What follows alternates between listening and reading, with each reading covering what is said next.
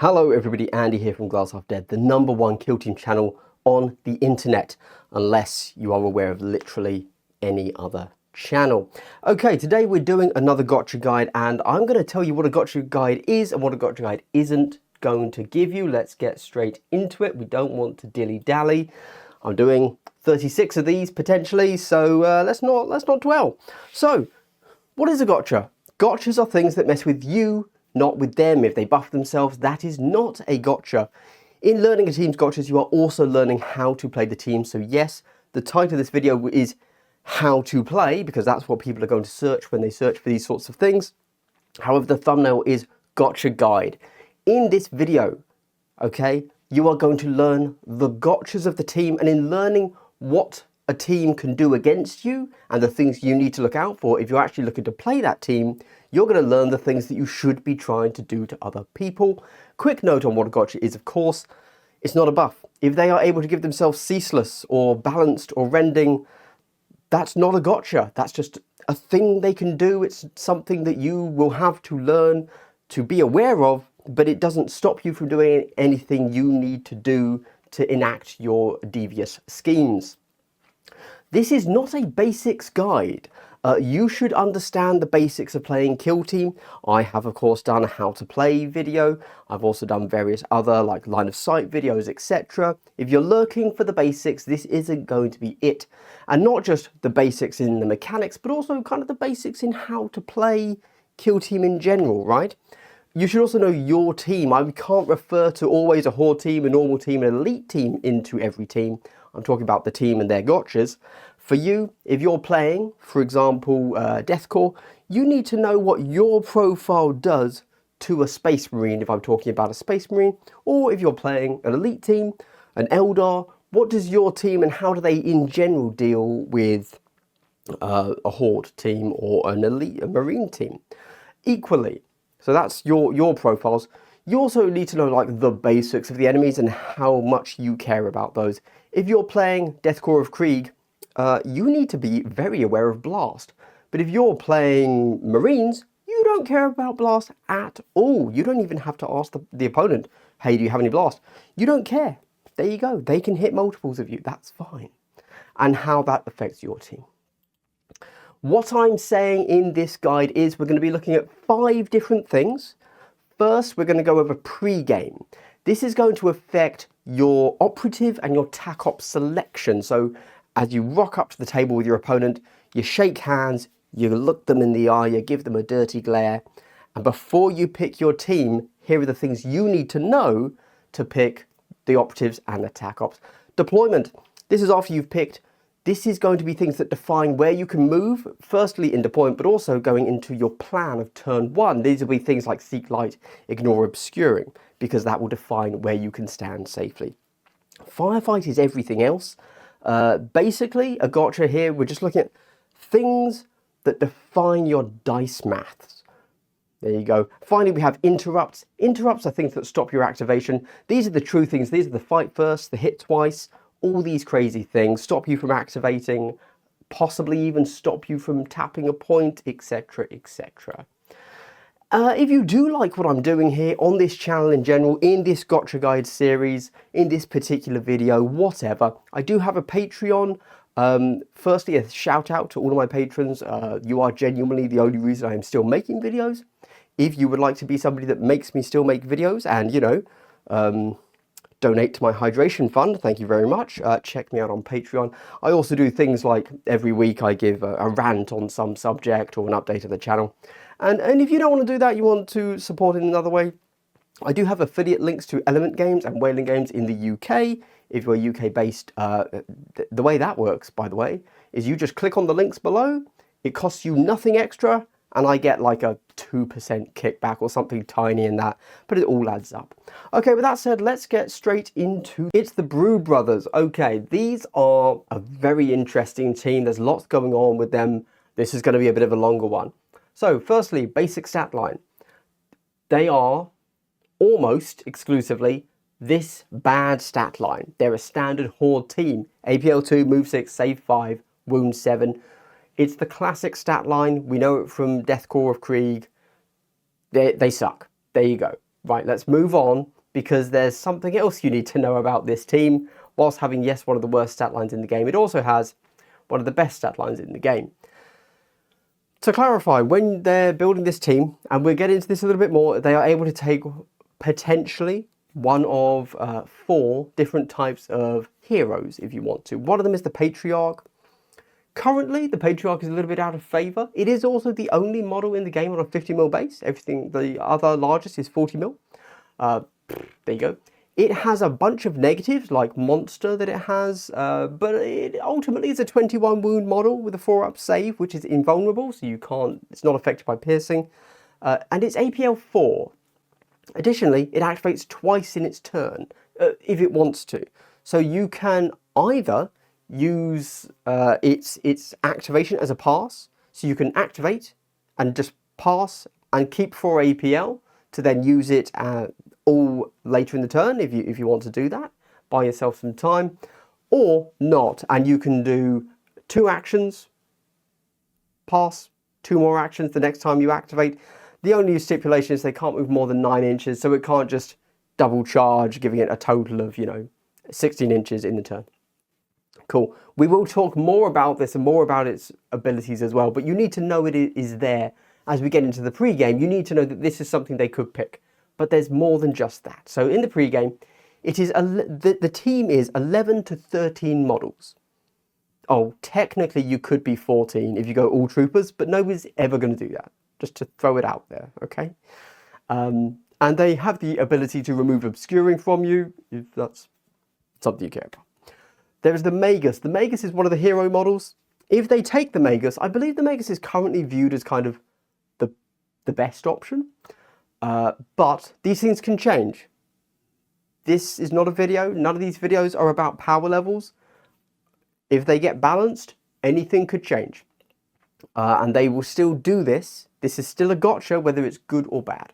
So when they take the Magus, every model on the team will have an invulnerable save, which means they don't take any piercing. They ignore piercing.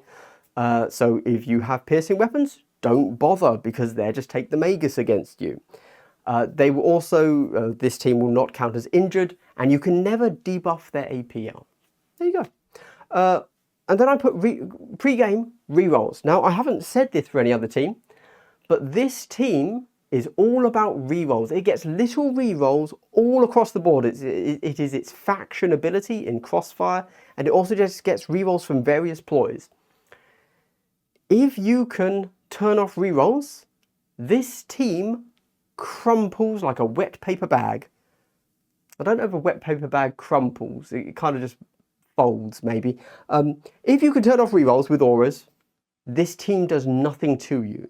This team's offensive output is all about rerolls. Okay, there you go. Keep that in mind. So if you can turn off rerolls, take that. When it comes to deployment, what you need to know is the alpha potential. This is a rare one. Not many teams have alpha potential. I would say Brood Brothers do. So there is a piece of equipment called Covert Guise. This allows D3 models to dash 3 inches from the drop zone. Okay? And they have Pervasive, which is a ploy, so they can ignore climb 2 inches. This means that you could potentially have a lot of models up the board and you kind of don't see how it's happening and they just get you. Okay? Just keep that in mind. Being able to ignore a climb of 2 and have D3 models up the board, and potentially, of course, the one from the ready step, the initiative step. Yeah, it's going to be more than you expect. That's all I'm saying. They also have the third hero, the Primus. Now, the Primus, it's decent in melee, but it's only 9 wounds. However, they basically just always have initiative. So the Primus has 2 abilities that it can do every single turn. That is, when you roll your initiative roll, you can either just re-roll the dice, or you can +1 your re-roll. So there you go. That's incredibly strong. It means that they probably have initiative. There you go. Keep that in mind. So if you're thinking of your deployments setting up a strong turn 2, and you're going to take that deployment, that initiative, no, you're not, because they've taken a Primus. Okay, we go into the firefight steps. Again, there's quite a bit for these guys. I think we end up with 2 firefight steps. So they have because again, they're not good. They're not good in their data sheet. They're good in their shenanigans, in their gotchas. So we have ruthless coordination. This is when you're taking a shot with one of your models. If you have visibility to another model, you can just draw a line of sight from that other model. So it wouldn't be crazy for them to put up one model directly up front, where it's a pretty harmless model, just a regular trooper. But then lots of other models are going to draw a line of sight from that model, because you don't want to waste your killing ability by killing a random dude, because that doesn't matter. Well, hey, they're going to take line of sight from it.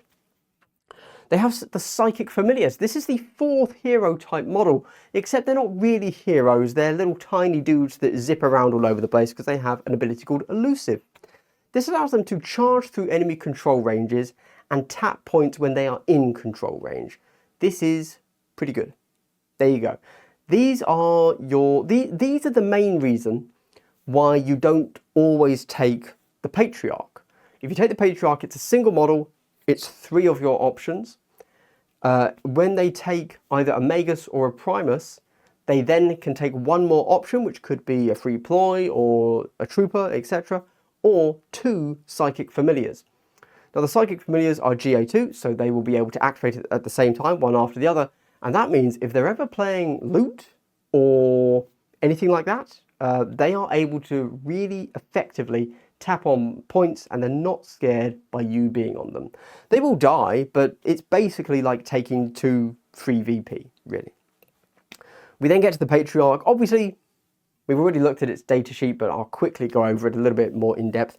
So, the Patriarch has an ability called Mind Control. This is a real gotcha. We are going to look. This is going to be the Diabolical play, with some different ways you can use it at the end of the video. It costs the Patriarch 2 APL.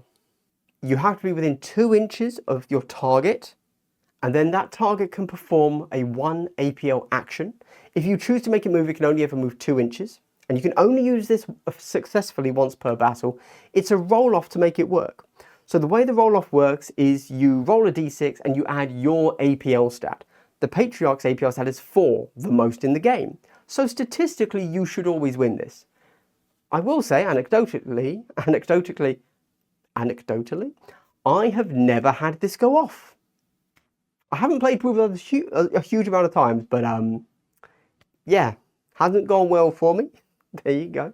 But be aware that this is a thing, and again, we will go to the end of the game, the video, where I will show you some things you can do with that. Then we get to the interrupts. We then go to Cult Devotion. This is when one of your guys is killed. You can hit with an unresolved success, but you must roll to hit. You roll your 4 dice in melee, let's say, and you hit with 1, and then you've got 3 left. Cool. You then die, because you die in any 2 hits, right? You have 3 dice remaining that you could hit with. However, to make your hit with them, you have to roll a d6. This d6 is basically another attack that you need to hit with, so you need it to be a successful hit or a successful crit. At which point, if it is a successful hit or crit, you can use one of these 3 dice that are there to attack. It's a little bit odd. Normally, you wouldn't need to have... If you have unresolved successes, you could just hit with 1. And if you roll a dice, then you hit with that extra attack when you die. But this is the worst of both worlds. So there you go. We then have Unquestioning Loyalty. This is a ploy where if a model within 2 inches of you is hit, or your leader specifically, sorry, then you can have any other operative to be hit instead, apart from a leader, obviously. And then we have Insidious, which is after an enemy performs an activation, you can dash. But only if you are not a valid target at both the beginning and the end of that dash. And then we have the Agitator. The Agitator has an ability called Devoted, which is a once per turn, just a scratch against normals. Just a scratches, as we already know by now, obviously, when you take an attack dice, specifically an attack dice, not any damage, just an attack dice, you can say, I ignore this damage. And it's only against normals, not against crits. And that's that's them done. That's the Brood Brothers done. So let's go to the table and see just how crazy mind control can get. So I just wanted to quickly show kind of some things that you can do with the Patriarch, able to split his activation into 2 different activations and some of his limitations. So firstly, when you're going around a corner, he has a huge base. The way you should measure a large, well, all bases, but because he has such a large base, it's important, you measure from the back of the base, because you need the back of your base to clear it. So an inch would take us out to there. Excellent. We would then charge this guy over here. I already measured it, but don't forget they are only able to move 9 inches during their activation. So we've moved 1 inch. We now have 8 inches left. We're charging, so our move goes from 6 to 8. We've spent 1, we've got 7 left. That's 6, which takes us to there. Doesn't quite get us there, but I did already measure it. And the extra inch gets us to just within 1 of Justinian, not quite 1 of the other guy. So we've moved a total of 8 inches. We fight Justinian, we win. Excellent job. We are still limited within our activation to only performing actions we are able to, and of course action restrictions means that we cannot charge again, we cannot fight again. So we choose to end our activation. In between activations we remain ready. That is relevant for some people's rules, not ours specifically. Other stuff happens on the board, we come back to us. We moved a total of 8 inches. We now have our action restrictions reset. We are able to charge and fight again. We have 2 more APL left, so sure enough, we will charge an extra 1 inch, which gets us into this guy. We can fight him. Cool. That's a very simple way of doing it. Let's try this again. So this time we're going to stay on a conceal. We're going to move up. We don't quite get to within 2 of Justinian, so we've moved. We're then going to dash. Excellent. We're within 2 of Justinian. Good. Because now we're going to mind control. The way this works is that Justinian will roll a d6 and I will roll a d6. We then add our respective APLs to our number, and if my number is higher, we get to do a thing. So we get a 6 and a 6. Luckily, because I rolled a 6, that means I mind control Justinian. At that point, Justinian becomes a friendly operative to me, which means he's an enemy operative to this model, which means I am in combat with him.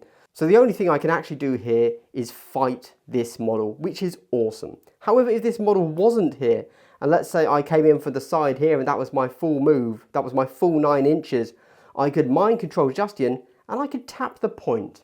Isn't that a fun little thing? Isn't that a fun little thing that nobody's going to see coming? You having this extension range of 2 inches plus a base size to tap a point. It's a risky move, but if that isn't a diabolical play for the Brood Brothers, I don't know what is.